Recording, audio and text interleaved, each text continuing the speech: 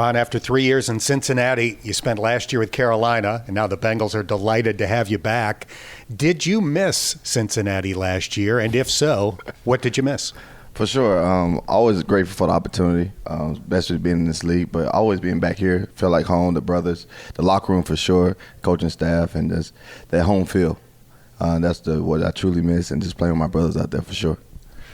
Every coach that I talked to that has worked with you said, this guy is unbelievable with his communication, the best I've ever had. He understands the game of football. Is that even when you were young? I mean, when you were a little young football player, do you understand it on a higher level than most? I just was taught that way.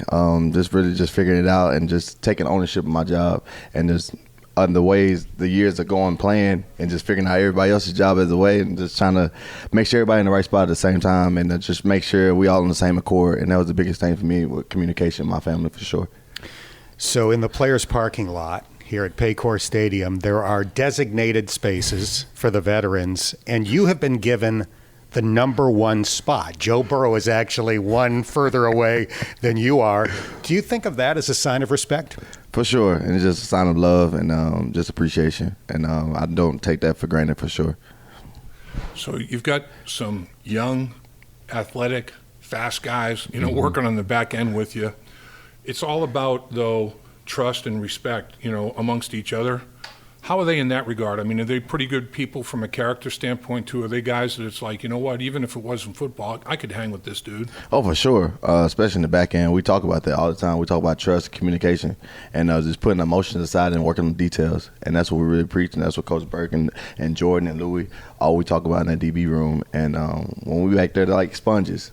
And every time I speak, they got their eyes and ears open, and that's a great sign, especially with young football players just trying to figure out their roles. And we all just trying to be on one accord and just try to play elite championship football, especially in the back end for sure.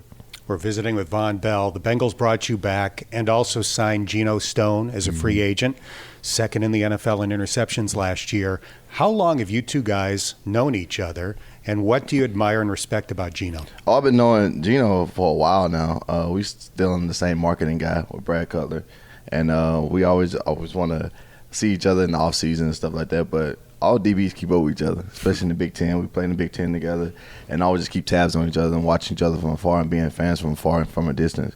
And I always just liked how he carried himself and how he played the game of football and how you go and attack the ball. Got a great instinctive, smart, and we just bond off the field too. It's like a brother to me, and so we just got the same characteristics, like in what things we like off the field and on the field too, because we always kind of think alike and we kind of pass off things on the field too. So it's very unique, and it's a great feeling how we're gelling right now as a back end, and especially with me and him back there, and how we on one accord and how we see things through the same lens for sure.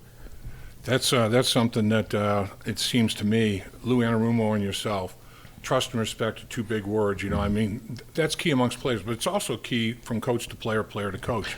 And you two seem to have the utmost trust and respect for each other, see everything through the same eyes. I mean, he has said Vonn Bell is as good a communicator as I've ever been around in terms of seeing it and communicating what he sees.